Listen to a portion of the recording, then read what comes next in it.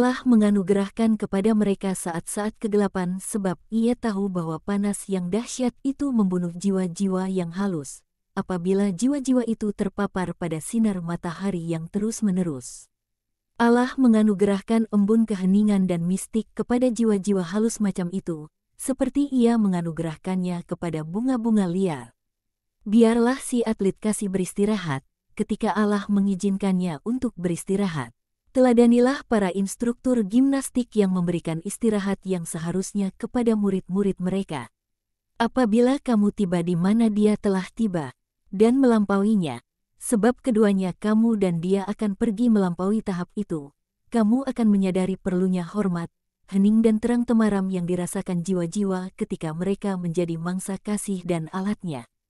Janganlah berpikir, aku akan senang dikenal, dan Yohanes adalah seorang bodoh. Sebab jiwa-jiwa sesama kita, seperti jiwa-jiwa anak-anak, ingin tertarik oleh perbuatan-perbuatan ajaib. Tidak, apabila kamu di sana, kamu akan memiliki kerinduan yang sama akan keheningan dan terang temaram seperti yang dimiliki Yohanes sekarang. Dan ketika aku tidak akan ada lagi di tengahmu, ingatlah bahwa ketika kamu harus memberikan penilaian pada suatu pertobatan atau kemungkinan kekudusan, kamu harus selalu menggunakan kerendahan hati sebagai ukuran. Jika seorang masih sombong, janganlah percaya bahwa dia sudah bertobat.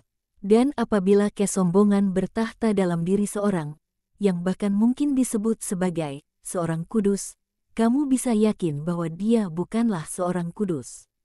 Dia mungkin berkoar-koar dan secara munafik berperan sebagai seorang kudus dan dia berpura-pura mengerjakan perbuatan-perbuatan ajaib.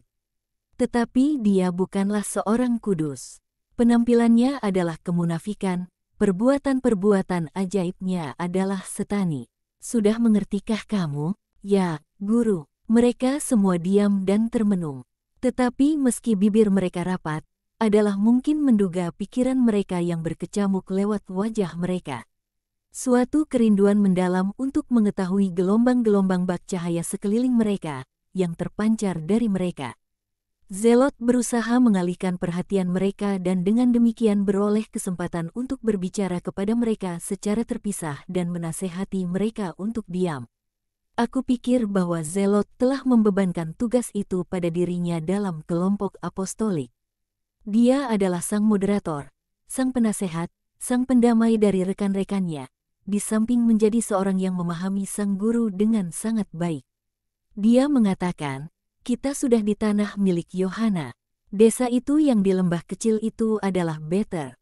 Bangunan besar di puncak itu adalah kastil di mana dia dilahirkan. Bisa kamu cium harum ini di udara?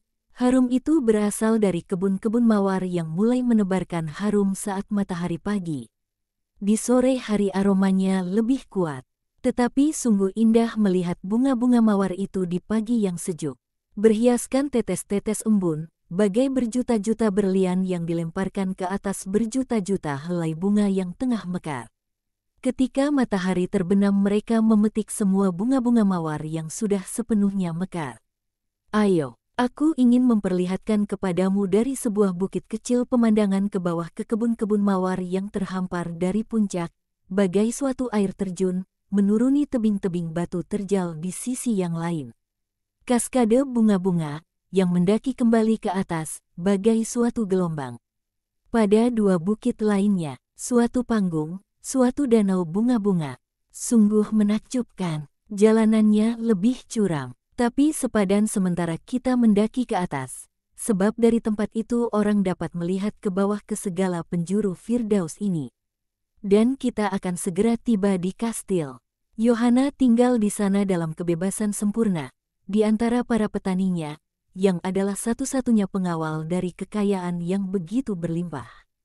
Tetapi mereka sangat sayang kepada nyonya mereka, yang telah mengubah lembah-lembah ini menjadi suatu firdaus keindahan dan kedamaian, hingga mereka jauh lebih berharga dari segenap pengawal Herodes.